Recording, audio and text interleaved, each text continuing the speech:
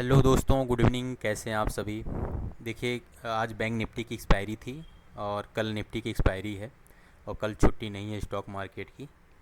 तो आगे जाने से पहले हम थोड़ा आप लोगों को बता दें कि ये चैनल जो मैंने बनाया था, इसका नाम था पावर ऑफ मनी। ठीक है, कहीं से मैं प्रेरणा लिया हूँगा, इंस्पिरेशन कहीं से मिला होगा, जो कि मैं बहुत सोचने के बाद ये चैनल बनाया था, जो कि आप लोगों को मैं बहुत कुछ प्रोवाइड कराना चाहता हूँ, बिजनेस एटीट्यूड।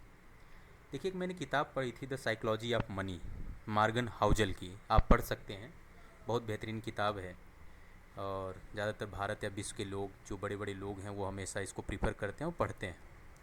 ठीक है, तो मैं अभी जो न्यूज़ बताने वाला हूँ, आप लोग ये ना सोचें कि ये जो मैं न्यूज़ बता रहा हूँ, प्रधानमंत्री मोदी जी का इंटरव्यू है, तो मैं एक तरीके से राजनीतिज्ञ बातें कर रहा हूँ, पॉलिटिक्स की बातें कर रहा हूँ। देखिए, अगर आप स्टॉक मार्केट से जुड़ना चाहते हैं या बिजनेस एटीट्यूड डेवलप करना चाहते हैं, तो आप वही चीज़ निकालिए जो आपके लिए बेनिफिशियल हो। नो डाउट, जो भी बातें हैं डिबेट के लिए अलग अलग पहलू, अलग अलग जगहों पे अलग अलग चीज़ें आप रख के सोच सकते हैं। मगर मेरा जो इस समय उद्देश्य है, आपको एक तरीके से इंटरलिंक करने का, जोड़ने का, मैं उसको पूरा करने की कोशिश कर रहा हूँ। सीएनबीसी के एडिटर एंड चीफ थे, जो कि सीएनबीसी एक बिजनेस आवाज़ चैनल है, स्टॉक मार्केट से रिलेटेड प्रोवाइड कराते हैं वो लोग न्यूज़।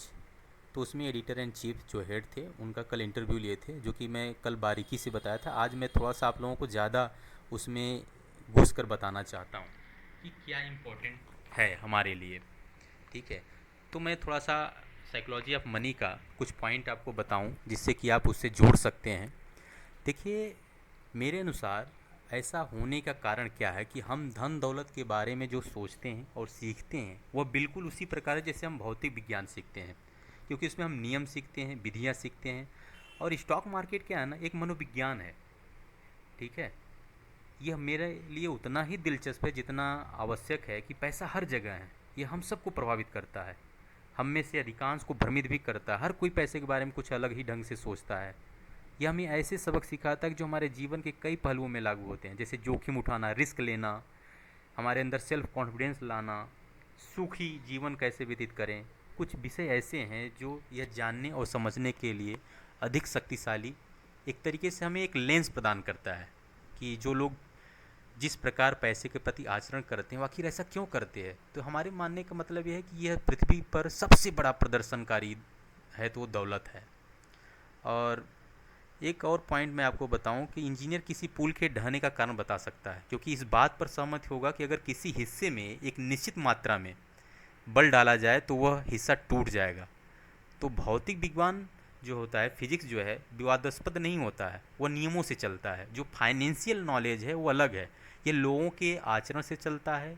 और मैं कैसा व्यवहार करता हूँ, यह मेरे लिए सही हो सकता है, पर फिर भी आपको मूर्खतापूर्ण लग सकता है। तो वित्तीय जो संकट है या वित्तीय नॉलेज है, जो मैंने पढ़ा है, जाना है, और उतना ही मुझे एहसास हुआ है कि आप इसे वित्त के बजाय, फाइनेंशियल नॉलेज के बजाय, मनोविज्ञान और इतिहास के लेंस के द्वारा बेहतर समझ सकते हैं कि ये लेंस क्या है, मनोविज्ञान क्या है। अब लेंस में आपको वही दिखाने की कोशिश कर रहा हूँ कि अगर कल प्रधानमंत्री मोदी जी का जो इंटरव्यू है, उसमें उन्होंने क्या बोला कि भारत वैश्विक स्तर पर बड़ी भूमिका निभाने के लिए तैयार है। अब उन्होंने बोला कि प्रधानमंत्री मोदी ने स्वीकार किया कि हम एक नए मल्टीपोलर युग में रह रहे हैं, जहां हर देश अपने हितों का ध्यान रखेगा। उन्होंने यह भी बताया कि भारत ने कई देशों का भरोसा हासिल किया है। ये ऐसे देश हैं जो हमारे साथ साझेदारी करने के लिए उत्सुक हैं। प्रधानमंत्री नरेंद्र मोदी ने मनी कंट्रोल, हाँ, एक खास मुलाकात में कहा कि हम ऐसी साझेदारी कर सकते हैं क्योंकि हमारी सरकार ने विकास, ये पॉइंट देखिए, और आर्थिक सुधार, अब इकोनॉमी से रिलेटेड चीज़ें हैं, सुधारों पर फोकस किया है। इसके साथ ही बुनियादी ढांचा विकसित करने पर भी फोकस किया, जिसका फ़ायदा होता हुआ दिखाई दिया। इसकी वजह से भारत की अपनी अर्थव्यवस्था मजबूत हुई है, देश को विभिन्न सेक्टरों में ग्लोबल सॉल्यूशन पेश करने की क्षमता भी मिली है। इसका परिणाम यह निकला कि भारत में जो विदेशी निवेशक हैं, अब ये जो प्रत्यक्ष विदेशी, अब आपको यहाँ इसे निकालने की ज़रूरत है। यहाँ आप एसएससी और यूपीएससी या कोई भी ऐसी क्या कहते हैं कि प्रिपरेशन नहीं कर रहे हैं, आप यहाँ बिजनेस एटीट्यूड डेवलप करने की कोशिश करिए, जो ये चैनल का मेरा उद्देश्य है। अगर आप उस उद्देश्य से आ रहे हैं तो वो पूरा हो जाएगा, और अगर आप कोई और नॉलेज लेने आ रहे हैं तो नहीं पूरा हो पाएगा। ठीक है, तो अभी प्रत्यक्ष विदेशी निवेश मतलब विदेशी जो निवेशक हैं साल दर साल रिकॉर्ड तोड़ रहे हैं। वैश्विक अर्थव्यवस्था में सुस्ती के बावजूद भारत का जो सर्विस एक्सपोर्ट है अच्छी स्थिति में है। कंपनियां मेक इन इंडिया के तहत भारत को अपना प्रोडक्शन बेस बनाने की दिशा में कदम बढ़ा रहे हैं। इसके साथ ही मोबाइल मैन्युफैक्चरिंग में तेज़ी आ रही है। अंतरिक्ष विज्ञान, अब अंतरिक्ष विज्ञान की बात होगा। एक जैसे चंद्रयान लॉन्च हुआ, अब चंद्रयान 3 लॉन्च हुआ, तो अब आप सोचिए कि इससे रिलेटेड कौन से स्टॉक रहे होंगे जो कि ग्रोथ हुआ होगा, टेक्नोलॉजी से रिलेटेड, ट्रेड से रिलेटेड, इकोलॉजी। तो ये सब आप एक बिजनेस एटीट्यूड और स्टॉक मार्केट से रिलेटेड चीज़ें सोच सकते हैं कि हमें वो चीज़ें निकालना जो हमारे लिए बेनिफिशियल हो। प्रधानमंत्री ने कहा चाहे वो अंतरिक्ष हो या विज्ञान, टेक्नोलॉजी या ट्रेड, इकोनॉमी या इकोलॉजी, हर सेक्टर में भारत के कार्यों की दुनिया भर में सराहना हुई है। अंतरिक्ष में भारत की हालिया उपलब्धियों को दोहराने की जरूरत नहीं है। भारत की अर्थव्यवस्था की ग्रोथ रेट दुनिया के लिए ईर्ष्या का विषय बन गया है। इसमें कोई आश्चर्य की बात नहीं कि सभी देशों के एहसास है कि भारत के पास हर किसी को देने के लिए बहुत कुछ है। वे हमारे यहाँ निवेश करना, इन्वेस्टमेंट करने और हमसे घनिष्ठ संबंध बनाना चाह रहे हैं। तो आप ये सोचिए।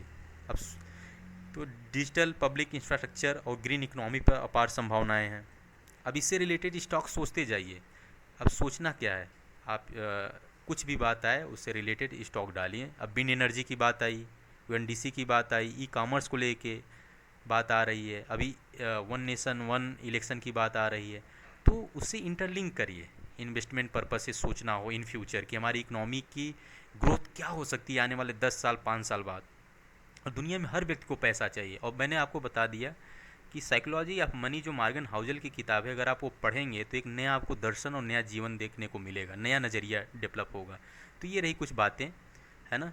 और मैं आपको अब आता हूँ, अपडेट देता हूँ कि कल आज क्या हुआ, कल क्या हो सकता है। ठीक है, ये रहा निफ्टी का चार्ट। निफ्टी बहुत ज़्यादा स्ट्रांग मोमेंट में है और ये दिखा रहा है कि हम गिरने वाला नहीं है। ये देखिए चार्ट, एक मिनट।